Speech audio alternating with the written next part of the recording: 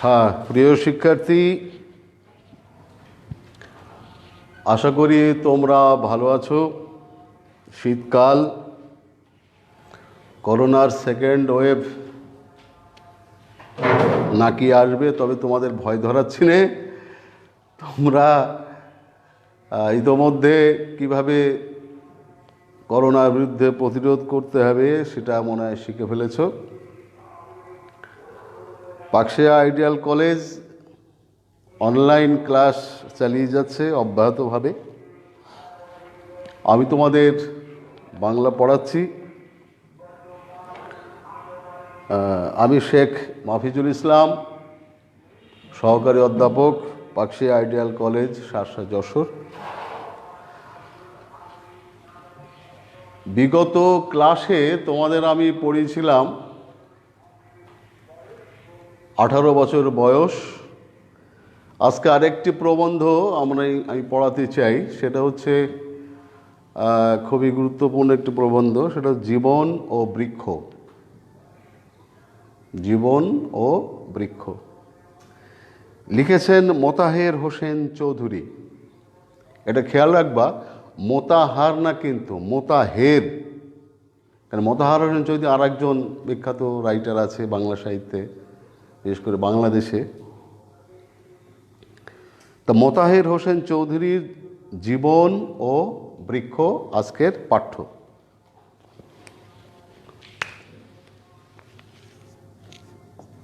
জীবন ও বৃক্ষ,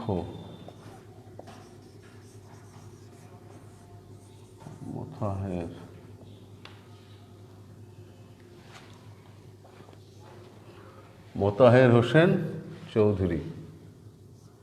না, খুব ডিস্টার্ব কালি। হ্যাঁ, হোসেন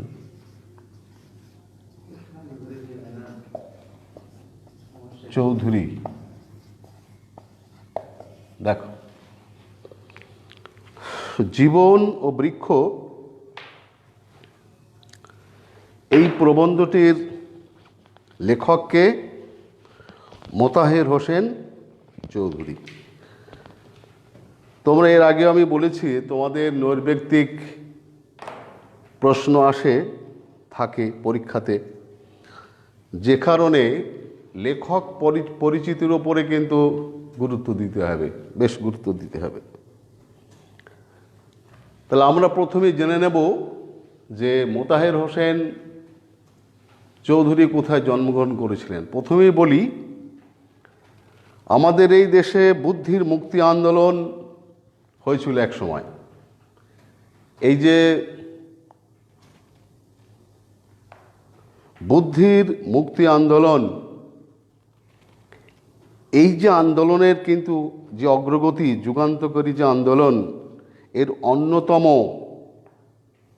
কাণ্ডারি ছিলেন মোতাহের হোসেন চৌধুরী। হ্যাঁ, তার জন্ম হচ্ছে 1903 সালে নোয়াখালী জেলার কাঞ্চনপুর, 1903 সালে। আরেকটা কথা প্রসঙ্গে বলে রাখি, আরেকজন বিখ্যাত কবির জন্ম কিন্তু 1903 সালে। কে জানো? তিনি হচ্ছেন কবি জসিমউদ্দিন। তারও জন্ম 1903 সালে এবং মোতাহের হোসেন চৌধুরীর জন্ম 1903 সালে। প্রবন্ধ লেখার ক্ষেত্রে মননশীল চিন্তা, পরিশীলিত ভাবনা চমৎকারভাবে কিন্তু ফুটিয়ে তুলেছেন। তার একটা বিখ্যাত প্রবন্ধ গ্রন্থ আছে, সেটা হচ্ছে সংস্কৃতি কথা। এটা হচ্ছে বাংলার প্রবন্ধ সাহিত্য একটা উল্লেখযোগ্য সংযোজন, সেটা হচ্ছে সংস্কৃতি কথা। মনে থাকবে? তাহলে পরীক্ষাতে যদি আসে যে সংস্কৃতি কথা কার লেখা, মোতাহের হোসেন চৌধুরী লেখা। এটা হচ্ছে বাংলা প্রবন্ধ সাহিত্যের একটি বিশিষ্ট উল্লেখযোগ্য সংযোজন এই বইটি। হ্যাঁ, মোতাহার হোসেন চৌধুরীর সংস্কৃতি কথা। এবং মনে রাখতে হবে, যদি পরীক্ষাতে আসে জীবন ও বৃক্ষ, এই প্রবন্ধটি কোন গ্রন্থ থেকে চয়ন করা হয়েছে বা নেওয়া হয়েছে, বলতে হবে সংস্কৃতি কথা এই বই থেকে জীবন ও বৃক্ষ এই প্রবন্ধটি নেওয়া হয়েছে। আচ্ছা, তার জন্ম 1903, কোথায়? নোয়াখালী জেলার কাঞ্চনপুরে। মৃত্যু চট্টগ্রামে। এবং অধ্যাপনাকালে, তিনি কলেজের অধ্যাপক ছিলেন, অধ্যাপনাকালেই তিনি 1956 খ্রিস্টাব্দে 18ই সেপ্টেম্বর তিনি ইহলোক ত্যাগ করেন। মনে থাকবে? তাহলে জন্ম হচ্ছে 1903, মোতাহার হোসেন চৌধুরীর জন্ম। আর একজন বিখ্যাত কবি, তিনি হচ্ছেন কবি জসিমউদ্দিন, তার জন্ম 1903 সালে। আর মৃত্যু 1956 খ্রিস্টাব্দের 18ই সেপ্টেম্বর চট্টগ্রামে তিনি মৃত্যুবরণ করেন। সাহিত্যের আর তার কি উল্লেখযোগ্য কাজ আছে? কাজ হচ্ছে ক্লাইভ বেলের একটা বিখ্যাত গ্রন্থ সিভিলাইজেশন, ক্লাইভ বেল তার লেখা সিভিলাইজেশন, একটা ইংরেজি বই। এই গ্রন্থ অবলম্বনে তিনি সভ্যতা বলে একটি বই লেখেন, সভ্যতা এই অবলম্বনে। আর একটা তার ভালো কাজ, সেটা হচ্ছে বার্ট্রান্ড রাসেলের conquest of happiness. Conquest of happiness গ্রন্থের অনুবাদ হচ্ছে সুখ। এই সুখ এবং সভ্যতা অনুবাদ সাহিত্য, এগুলো তার অন্যতম কীর্তি।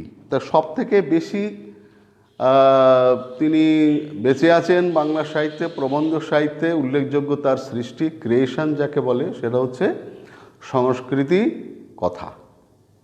এই মোটামুটি আমরা মোতাহার হোসেন চৌধুরী সম্পর্কে তার লেখক পরিচিতি জানলাম।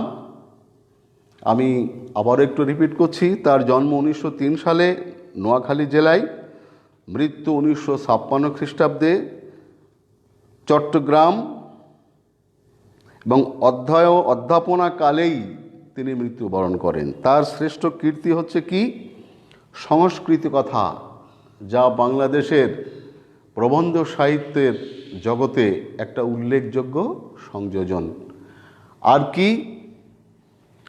ক্লাইভ বেলের সিভিলাইজেশন গ্রন্থ অবলম্বনে তিনি লেখেন সভ্যতা বলে একটি বই, অনুবাদ গ্রন্থ। আর একটা হচ্ছে বার্ট্রান্ড রাসেলের কনকোয়েস্ট অফ হ্যাপিনেস গ্রন্থের অনুবাদ হচ্ছে সুখ। আর তিনি কে ছিলেন? তিনি স্মরণীয় হয়ে আছেন কি কারণে? সেটা হচ্ছে যে বুদ্ধির মুক্তি আন্দোলন নামে যে আন্দোলন হয়েছিল মুসলমান সমাজের অগ্রগতির জন্যে, একটা যুগান্তকারী আন্দোলন, তার অন্যতম সংগঠক ছিলেন মোতাহার হোসেন চৌধুরী। এই মোটামুটি আমরা মোতাহার হোসেন চৌধুরীর লেখক পরিচিতি, মোটামুটি জীবন তুলে ধরলাম আমি। এবার এসো জীবন ও বৃক্ষ। জীবন ও বৃক্ষ এই প্রবন্ধটি তিনি লিখলেন কেন? কেন লিখলেন জীবন ও বৃক্ষ? কারণ হচ্ছে মানুষের যে জীবন এবং বৃক্ষের যে জীবন, এই দুটি জীবন তুলনামূলক যদি দেখা যায়, পাশাপাশি দেখা যায়, কাছাকাছি রেখে দেখা যায়, যে জীবনের বৃক্ষের জীবন একদিকে মানুষের জীবন, তাহলে অনেক সাদৃশ্য খুঁজে পাওয়া যায়, অনেক মিল খুঁজে পাওয়া যায়। একটি বৃক্ষ মাটিতে যখন একটি বীজ ফেলা হয়, সেই বীজটি অনুকূল পরিবেশ পেয়ে, আলো বাতাস পেয়ে, মাটির রস পেয়ে চারা গজায়, ধীরে ধীরে সে বড় হয়, মহীরুহতে পরিণত হয়। তারপরে পরিণত বয়সে সে ফুল দেয়, ফল দেয়, যা মানুষ ভোগ করে, প্রকৃতি ভোগ করে, পাখি ইত্যাদি ইত্যাদি, এরা সব সেটা ভোগ করে, খায়, বেঁচে থাকে। তাহলে কি উদ্ভিদের বা গাছের জন্ম আছে, তার বিকাশ আছে যাকে বলে বেড়ে ওঠা, তার পরিপূর্ণতা আছে, সে মানুষকে কাঠ দিচ্ছে, ছায়া দিচ্ছে, ফল দিচ্ছে। তাহলে মানুষের কল্যাণে নিবেদিত একটি বৃক্ষ, একটি মহিরুহ হয়ে ওঠে যখন। পাশাপাশি জীবন, মানুষের জীবন, একটি ছোট্ট শিশু ভূমিষ্ঠ হলো, বাবা মা তাকে নার্সিং করে ধীরে ধীরে তাকে বড় করে, শৈশব, কৈশোর, যৌবন, তারপরে শুরু হয় মানুষের কল্যাণে নিয়োজিত করা। তাহলে বৃক্ষ যেমন বিকশিত হয়, মানুষও বিকশিত হয়। একটি বৃক্ষ যেমন মাটি থেকে সে রস নেয়, পানি নেয়, আলো নেয়, বাতাস নেয়, ঠিক মানুষও সে একটি ভূমিষ্ঠ হওয়া, সদ্য ভূমিষ্ঠ শিশু, সেও কিন্তু খাদ্য, আলো, বাতাস সব কিছু নেয়, নিয়ে ধীরে ধীরে সে বিকশিত হয়। সেই বৃক্ষটি তার জন্ম সার্থক যে মানুষের কল্যাণে আত্মনিবেদিত, আর আবার সেই মানুষের জন্ম সার্থক যে মানুষটি মানুষের কল্যাণে নিবেদিত। তাহলে বৃক্ষ এবং জীবন পাশাপাশি দেখলে একটা সাদৃশ্য খুঁজে পাওয়া যায়। যে কারণেই জীবন ও বৃক্ষ এই প্রবন্ধটি তিনি লিখেছেন। আচ্ছা, মূল পাঠে আমরা চলে যাই। সেটা হচ্ছে, মূল পাঠে আমরা চলে যাচ্ছি। সমাজের কাজ কেবল টিকে থাকার সুবিধে দেয়া নয়, মানুষকে বড় করে তোলা, বিকশিত জীবনের জন্য মানুষের জীবনে আগ্রহ জাগিয়ে দেওয়া। তাহলে সমাজের কাজ কি? কেবল টিকে থাকা নয়, যে আমি জীবন মৃত, মানে জীবন থেকেও আমি মৃত হয়ে পড়ে আছি, আগে টিকে আছি কোনো রকমে, এটা কাজ নয়। কি কাজ? সমাজ তাকে সুবিধা দেবে, বেঁচে থাকার রসদ যোগাবে, তার ভাবনায়, তার দেহে, তার চিন্তায়, তার মগজে। এটা কাজ কার? সমাজের কাজ। মানুষকে বড় করে তোলা, বিকশিত করে তোলা, এটা কার কাজ? সমাজের কাজ।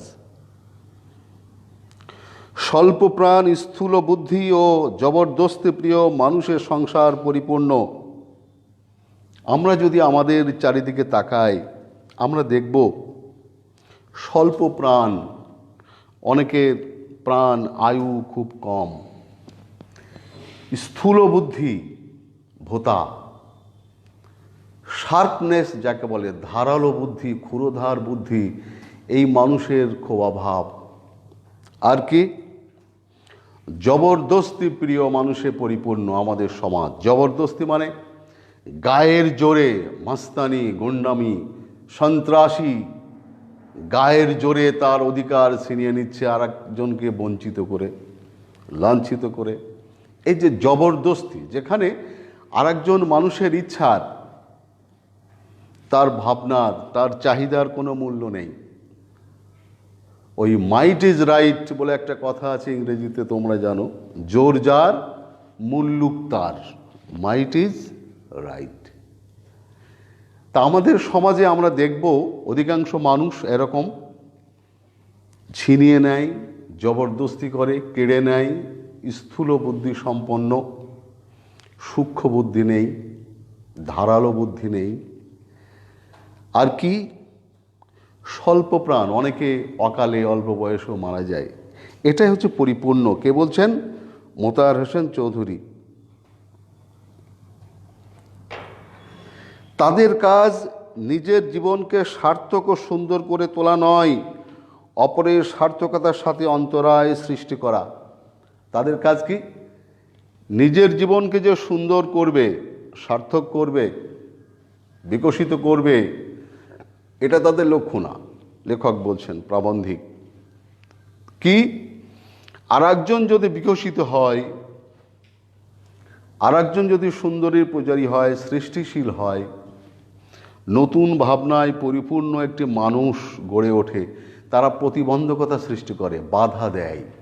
এই স্থূলবুদ্ধি, স্বল্প প্রাণ, জবরদস্তি প্রিয় এইসব মানুষগুলো মানুষকে বিকশিত হতে দেয় না, তার বিরুদ্ধে সমালোচনা করে, তা রুখে দাঁড়ায় তার সামনে। এই হচ্ছে তাদের কাজ। প্রেম ও সৌন্দর্যের স্পর্শ লাভ করেনি বলে এরা নিষ্ঠুর ও বিকৃত বুদ্ধি। তবে এটা ওদের দোষ না। লেখক বলছেন প্রেম ও সৌন্দর্য তাদের স্পর্শ করেনি। তাদের ভালোবাসা, সুন্দরের পূজারী, সুন্দর তা যে আকৃষ্ট করবে, মানুষের ভালোবাসা পাবে, সেইভাবে ভালোবাসা পেয়ে তারা বিকশিত হয়নি। তারা ছোটবেলা থেকে অনেক লাঞ্ছনা বঞ্চনা পেয়েছে, মানুষের ঘৃণা বিদ্বেষ পেয়েছে, যে কারণে তাদের মনের যে সুকুমার প্রবৃত্তি, মানুষকে ভালোবাসা, সহানুভূতি দেখানো, বিপদের পাশে এসে দাঁড়ানো, এই যে কোমল প্রবৃত্তি, মানবিক যে গুণাবলী, এটা তাদের মধ্যে বিকশিত হয়নি। লেখক বলছেন মোতাহের হোসেন চৌধুরী। কেন হয়নি? কারণ সমাজ তাদের এই ব্যবস্থাটা করেনি। এই কারণে তারা স্থূলবুদ্ধি, জড়বুদ্ধি, এ কারণে তারা জবরদস্তি প্রিয়। পরিষ্কার বিষয়টা? তাহলে আমাদের সমাজে এরকম বিকৃত বুদ্ধি, নিষ্ঠুর মানুষের পরিপূর্ণ আছে। লেখক বলছেন এদের একমাত্র দেবতা অহংকার। অহংকার কিসের অহংকার? আমি পারি, আমার আছে, আমি জানি, এরকম একটা মিথ্যা অহংকার তার মনের ভিতরে জেকে বসে থাকে। তারই চরণে তারা নিবেদিত প্রাণ। ব্যক্তিগত অহংকার, পারিবারিক অহংকার, জাতিগত অহংকার, এসবের নিশান উড়ানোই এদের কাজ। বলে তোরা জানিস আমি কোন বংশে জন্মাইছি, আমরা কোন পরিবারের সন্তান? এই যে আমাদের সমাজে প্রায় এগুলো আমরা শুনে থাকি, আমরা এই বংশের, আমরা ওই বংশের, আমাদের পরিবারে একটা ঐতিহ্য আছে, আমরা ব্লু ব্লাড, আমরা জমিদার বংশের লোক। এইভাবে তার অহমিকা, অহংকার দেখায়, যা অন্তঃসার শূন্য এই সমস্ত লোকগুলো।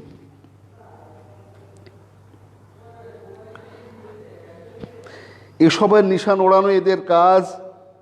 মাঝে মাঝে মানব প্রেমের কথাও তারা বলে, কিন্তু তাতে নেশা ধরে না, মনে হয় আন্তরিকতা শূন্য, উপলব্ধিহীন বুলি।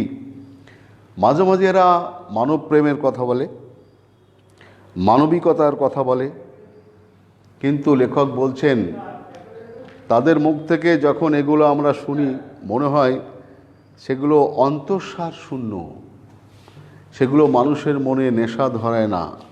মনে হয় এটা পাগলের প্রলাপ, এর ভিতরে কোনো সার বস্তু নেই।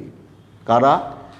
সমাজের অধিকাংশ স্থূলবুদ্ধি সম্পন্ন, জবরদস্তি প্রিয় এই মানুষগুলো এই কাজ করে থাকে।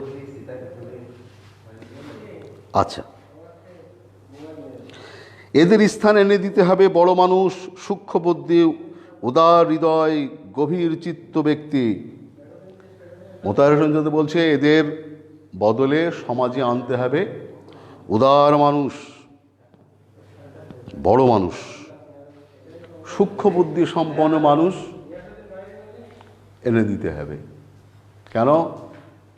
কারণ সমাজকে যদি সুন্দর করতে হয়, মানুষের পারস্পরিক সম্পর্কে যদি মানবিকতা সৃষ্টি করতে হয়, তাহলে সেখানে বড় মাপের মানুষ দরকার, বড় মনের মানুষ দরকার, উদার মনের মানুষ প্রয়োজন। লেখক বলছেন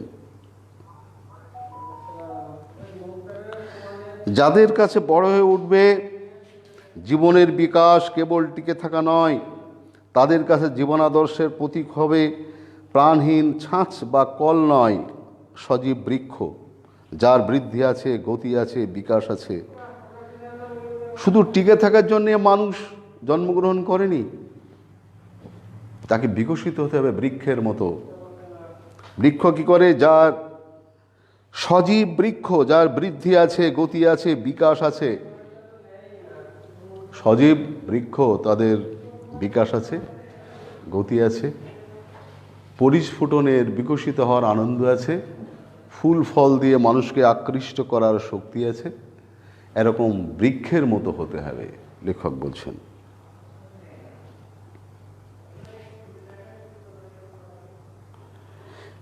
ফুল ফলে পরিপূর্ণ হয়ে অপরের সেবার জন্য প্রস্তুত হওয়া যার কাজ, বৃক্ষের জীবনের গতি ও বিকাশকে উপলব্ধি করা দরকার, নইলে সার্থকতা পরিপূর্ণতার ছবি চোখের সামনে ফুটিয়ে তোলা সম্ভব হবে না। তাহলে কি বলছে?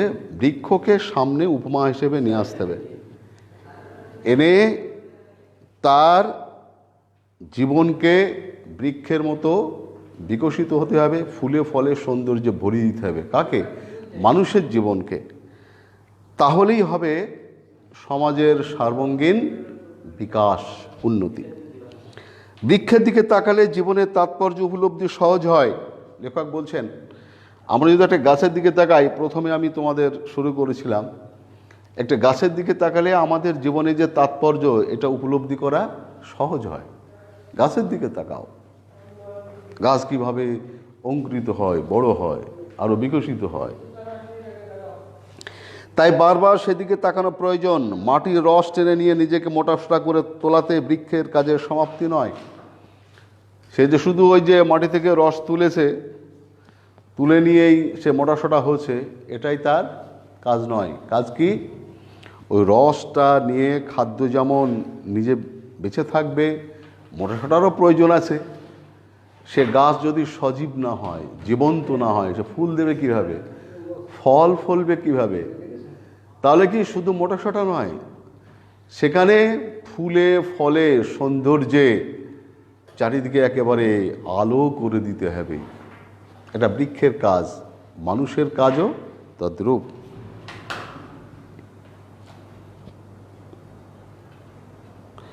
আচ্ছা, উনি বলছেন যে এরকম সার্থকতার দৃষ্টান্ত আর নেই। তাহলে জীবনকে বিকশিত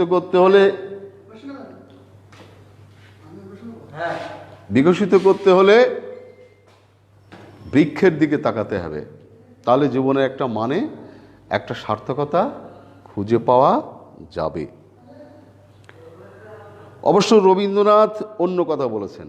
তিনি জীবন ও বৃক্ষ প্রবন্ধ লিখতে গিয়ে রবীন্দ্রনাথের প্রসঙ্গটাও নিয়ে আসছেন। তিনি কি কথা বলেছেন?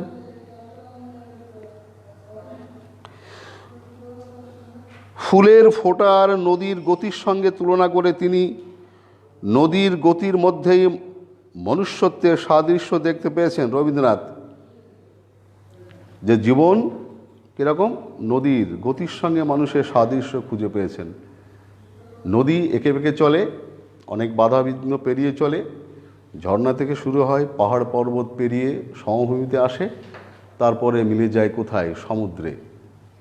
এই যে নদীর গতি, এটাকে জীবনের সঙ্গে সাদৃশ্য তুলনা করেছেন, মিল খুঁজে পেয়েছেন রবীন্দ্রনাথ। কিন্তু মোতাহার হোসেন চৌধুরী রবীন্দ্রনাথের এই যে নদীর সঙ্গে জীবনের যে মিল খুঁজে পাওয়া, তার সঙ্গে তিনি পরিপূর্ণ একমত হতে পারেননি। আচ্ছা, নদীর গতিতে মনুষ্যত্বের দুঃখ যতটা স্পষ্ট হয়ে ওঠে, বৃক্ষের ফুল ফোটানো তা তত স্পষ্ট হয়ে ওঠে না। তাই কবি নদীকেই মনুষ্যত্বের প্রতীক করতে চেয়েছেন। উত্তরে বলবো, উনি বলছেন, উত্তরে বলবো, চর্মচক্ষুকে বড় না করে কল্পনা ও অনুভূতির চক্ষুকে বড় করে তুললে বৃক্ষের বেদনাও সহজে উপলব্ধি করা যায়। বলছে, আমরা যদি কল্পনা অনুভূতিকে একটু গভীরভাবে দেখি, তাহলে দেখা যাবে নদী নয়, বৃক্ষের যে বেদনা আছে, এটা উপলব্ধি করা আমাদের পক্ষে সম্ভব। বৃক্ষের সাধনায় একটা ধীর স্থির ভাব আছে। একটু বৃক্ষ ধীরে ধীরে আস্তে আস্তে আস্তে আস্তে বিকশিত হয়, কিন্তু নদীর আছে শুধু গতি। এখানে মানুষের জীবনের সঙ্গে এটা সাদৃশ্য খুঁজে পাওয়া যায় না, কারণ মানুষের ভিতরেও এরকম সাধনা আছে, ধীরে ধীরে বিকশিত হওয়ার তার প্রয়াস আছে, চেষ্টা আছে। কিন্তু নদীর ক্ষেত্রে কিন্তু এই সাদৃশ্য খুঁজে পাওয়া যায় না, এটা বলছেন মোতাহার হোসেন চৌধুরী। এবং এও বলছেন যাকে বলা হয় গোপন ও নীরব সাধনা, তা বৃক্ষেই অভিব্যক্ত। যা গোপন নীরবে সাধনা করে সে বড় হচ্ছে। একটি বৃক্ষের দিকে তাকালে বোঝা যায়, গাছটা পোতা হলো 10 বছর কি 12 বছর পর, তার দিকে তাকালে মনে হয় যে কিভাবে গোপনে নীরবে ধীরে ধীরে কবে গাছটা এত বড় হয়ে গেল, বোঝাই যায় না। কিন্তু নদীর ক্ষেত্রে এই ধরনের সাধনা আমরা খুঁজে পাই না, পাওয়া সম্ভব নয়। কারণ নদী শুধু ভেঙে চুরে তছনছ করে গতি সৃষ্টি করে। এখানে জীবনের সঙ্গে সাদৃশ্য খুঁজে পাওয়া খুব বেশি মিল পাওয়া যায় না, এটাই লেখক বলতে চেয়েছেন, বোঝাতে চেয়েছেন। তাছাড়া বৃক্ষের সার্থকতার ছবি যত সহজে উপলব্ধি করতে পারি, নদীর সার্থকতার ছবি তত সহজে উপলব্ধি করা যায় না। বৃক্ষের সার্থকতার ছবি আমরা যত সহজে উপলব্ধি করি, যে একটি গাছ সে জন্মেছে, মাটি থেকে রস নিয়েছে, মোটাসোটা হয়েছে, ফুলে ফলে বিকশিত হচ্ছে, কিন্তু নদীর ক্ষেত্রে এটা কিন্তু আমরা লক্ষ্য করতে পারি না। বরং জীবনের সঙ্গে, মানুষের জীবনের সঙ্গে এটা আমরা লক্ষ্য করতে পারি। আচ্ছা, নদী সাগরে পতিত হয় সত্য, কিন্তু তার ছবি আমরা প্রত্যহ দেখতে পাই না। বৃক্ষের ফুল ফোটানো ও ফল ধরানোর ছবি কিন্তু প্রত্যহ চোখে পড়ে। দড়ির কাছে দাঁড়িয়ে থেকে যে অনবরত নদী শান্তি ও সেবার বাণী প্রচার করে। তাহলে আমরা দেখব কি, নদী সমুদ্রে পড়লে সার্থকতা, কিন্তু এটা আমাদের চোখে পড়ে না, কারণ সব নদী সাগরে মেশে না। কিন্তু আমরা বৃক্ষ দেখি কি, যে ফুল ফোটাচ্ছে, ফল হচ্ছে, মানুষের সেবায় নিবেদিত হচ্ছে। সুতরাং বৃক্ষের সঙ্গে জীবনের সাদৃশ্যটা অনেক গভীর এবং গাঢ়। কিন্তু রবীন্দ্রনাথ নদীর সঙ্গে জীবনের যে গতি তুলনা করেছেন, লেখক তার সঙ্গে সহমত পোষণ করতে পারেননি। মোটামুটি আজকে তোমাদের জীবন ও বৃক্ষ প্রবন্ধের এইটুকু পড়লাম। আগামী ক্লাসে আশা করি বাকিটা শেষ করব। তোমরা ইতোমধ্যে এটা একটু পড়বা, দেখবা তোমরাও মোটামুটি বুঝতে পারছো। ভালো থাকো, সবার সুস্থতা কামনা করছি। ধন্যবাদ।